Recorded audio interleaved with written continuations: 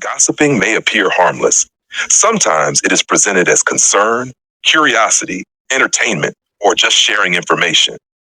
Yet spiritually, morally, and socially, gossip can be extremely destructive. According to the teachings of Krishna consciousness, speech is meant to glorify the Supreme Lord, speak truth, encourage others, and help elevate consciousness. When speech is misused, it can become a powerful source of suffering. In Bhagavad Gita, as it is Lord Krishna describes divine qualities such as truthfulness, freedom from fault finding, gentleness, and self-control. Gossip generally moves in the opposite direction. Why gossip is dangerous? 1. It damages the speaker. Every time a person gossips, the mind becomes trained to focus on the faults of others instead of correcting one's own faults. A fly seeks wounds, while a honeybee seeks flowers. Gossip trains the mind to become like the fly, always searching for imperfections. Instead of asking, how can I improve my own character? The gossiping mind asks, what is wrong with everyone else? This habit gradually weakens humility and spiritual growth. 2. It injures the person being discussed. A person's reputation can take years to build and only moments to destroy. Even when the information is partially true, repeating another person's mistakes can magnify their suffering. A devotee may be struggling with weakness, but gossip can make recovery much harder by spreading distrust and criticism. Lord Krishna resides within every heart as the supersoul.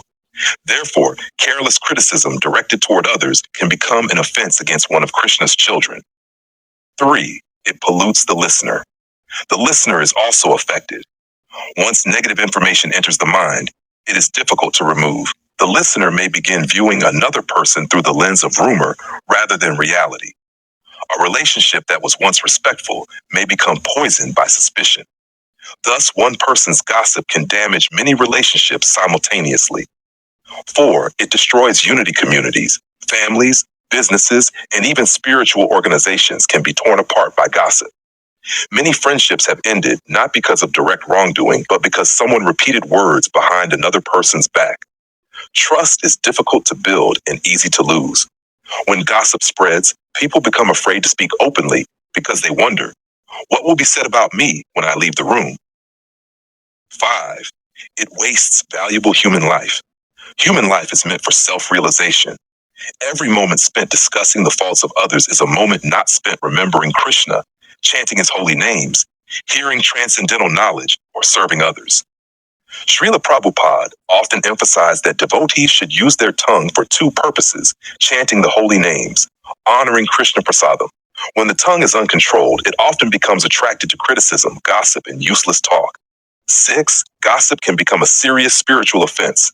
Among devotees, gossip is particularly dangerous. The scriptures repeatedly glorify devotees as dear to Krishna. When faults are exaggerated, broadcast, or discussed unnecessarily, one risks committing offenses that obstruct spiritual advancement. A person may chant for many years, but criticism and fault-finding can greatly slow spiritual progress. The danger is not merely social, it is spiritual. The psychology of gossip. Gossip often arises from envy, insecurity, desire for attention, desire to feel superior, curiosity, boredom. The false ego enjoys hearing, I am better than that person. Therefore, gossip feeds the false ego while starving the soul. The antidote to gossip. Before speaking, ask, is it true? Is it necessary? Is it beneficial? Is it kind? Will it help Krishna consciousness? If the answer is no, silence is often the wiser choice. Instead of discussing someone's faults, pray for them, encourage them, help them, speak to them directly if correction is genuinely needed, or simply remain silent. A powerful reflection. Imagine that every word spoken about another person was being spoken directly in the presence of Lord Krishna. Would we still say it? Most gossip disappears when we remember that Krishna hears every conversation, knows every heart, and understands every circumstance far better than we do. Therefore, great saints teach that the tongue can either become a doorway to bondage or a doorway to liberation. When the tongue vibrates criticism, fault-finding, and gossip, consciousness becomes disturbed. When the tongue vibrates, Hare Krishna, Krishna Krishna, Hare Rama, Rama Rama, Hare Hare, the heart gradually becomes purified, compassion awakens, and the tendency to gossip naturally diminishes. For this reason, Many spiritual teachers have said that one of the greatest signs of spiritual maturity is not how much one speaks about others, but how carefully one guards one's words. Hare Krishna.